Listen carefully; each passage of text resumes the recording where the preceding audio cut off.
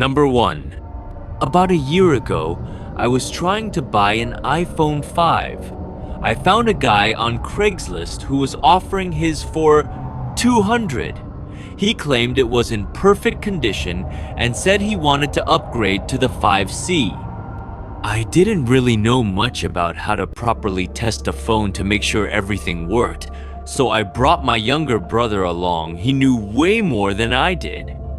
We agreed to meet halfway at a Dunkin' Donuts parking lot around 10 p.m. Two big, intimidating guys stepped out of a black Honda Civic and walked over to us.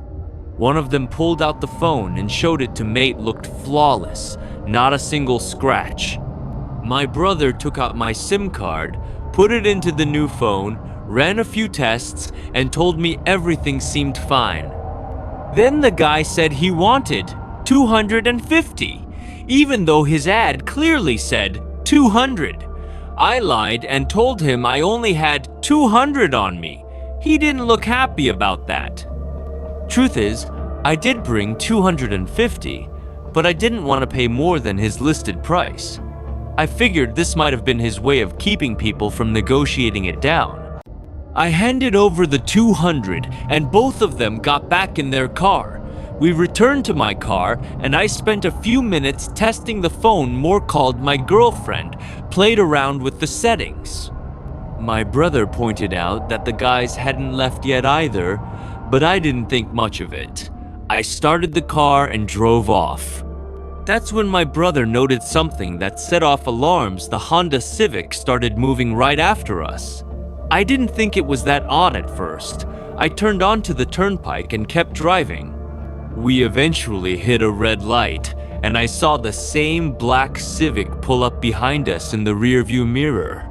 That's when it hit me those guys had originally come from the other direction. I kept driving, but no matter what turns I made, they stayed right behind, used riding close too. My brother suggested I pull over, but I wasn't about to do that. I had a gut feeling they were up to no good. It got so intense that I started driving recklessly, trying to shake them off. If they needed to talk or get our attention, they could have honked or called, but they didn't. They were clearly following us for something else. At one intersection, the light had just turned red, and I took a huge risk. I floored it across before the cars from the other direction started moving. My brother shouted that I was out of my mind, but it worked. They didn't follow. We eventually made it home after a nerve-wracking drive. My heart was still pounding, but at least I had gotten a working phone at a great price.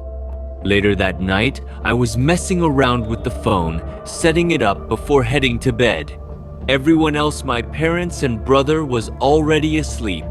Just then, I heard two car doors slam shut outside.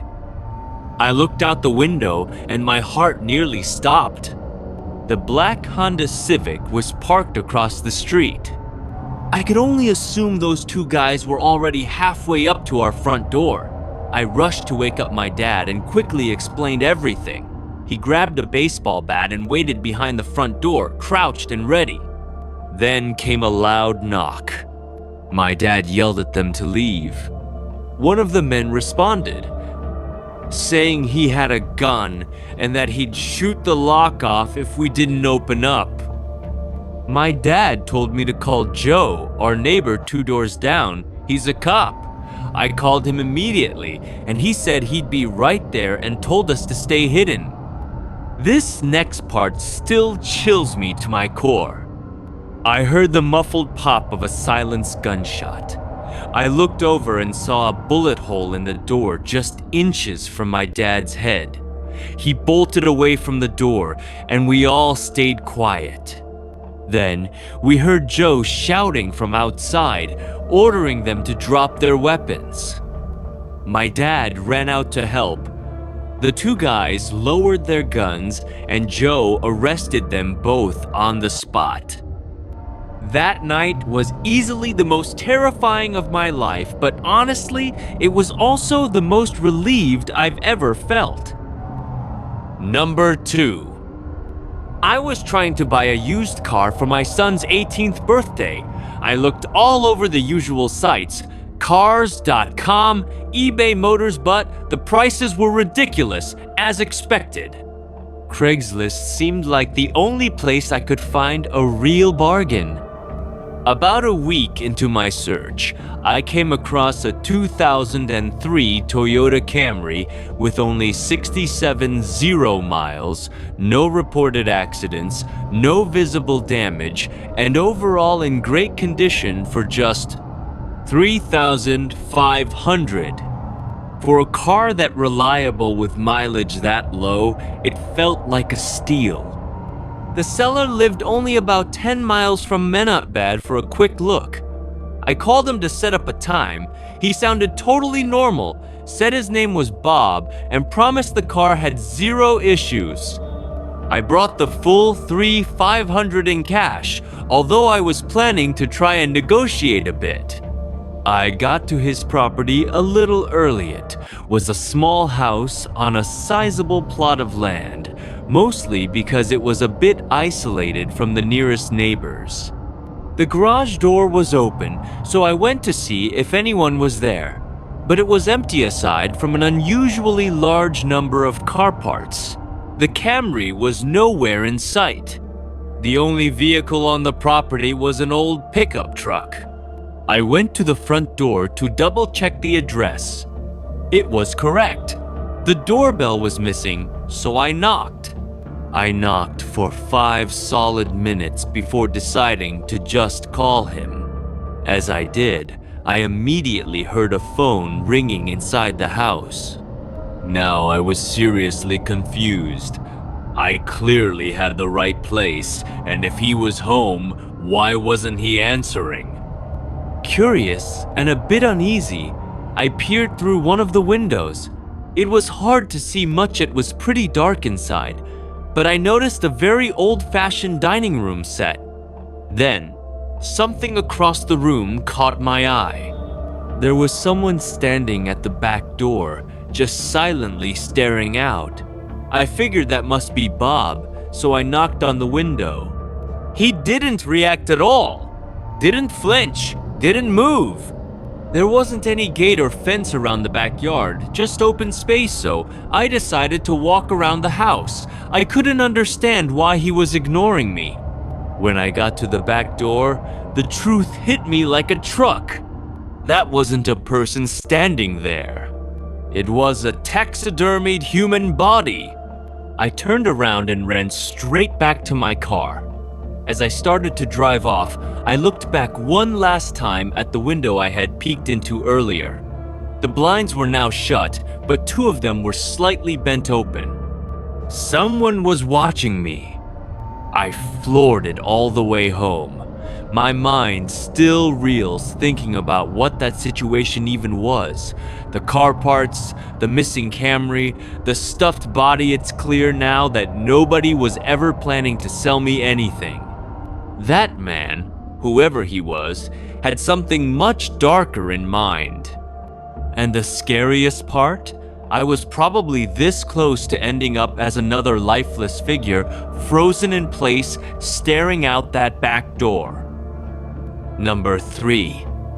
I'm a 22-year-old woman. A month ago, I was searching Craigslist for a couch for my new apartment. I came across what looked like a great deal. The couch seemed to be in excellent condition in the pictures. The seller only wanted to be contacted by email. His email was mexicanpoppy666@hotmail.com. That alone gave me an uneasy feeling, but I went ahead and sent him a message with my offer anyway. He replied within 5 minutes, accepted my offer, and asked for my address. That immediately made me uncomfortable. I didn't want some random guy showing up at my home, so I told him I'd prefer to come to his place to pick it up. But he kept insisting again and again that he should come to my house. Eventually, I just stopped responding. The next day, he sent another email, this time giving me his address. I hesitated, unsure if I should even go.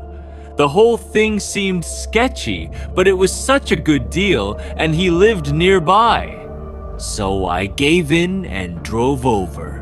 The house was noticeably smaller than the others on the block.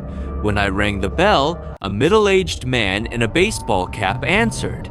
He gave me this overly enthusiastic smile and invited me inside. Right away, something felt wrong. He led me into the living room where the couch was, and I could tell immediately it wasn't in the same condition as the pictures.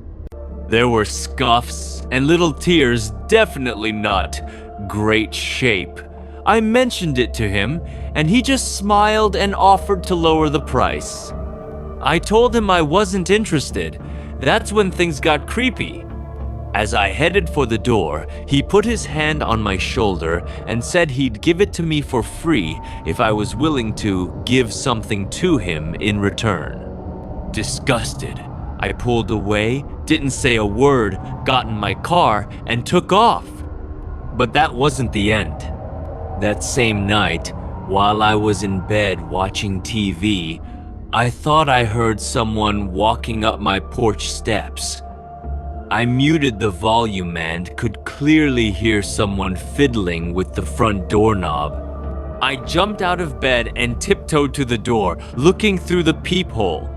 No one was there. Then I heard the sound of the backyard gate opening and closing. I grabbed my phone and dialed 911. Moments later, I heard someone at the back doorknob trying to get in. I shouted that the police were coming. Then I heard the gate slam again.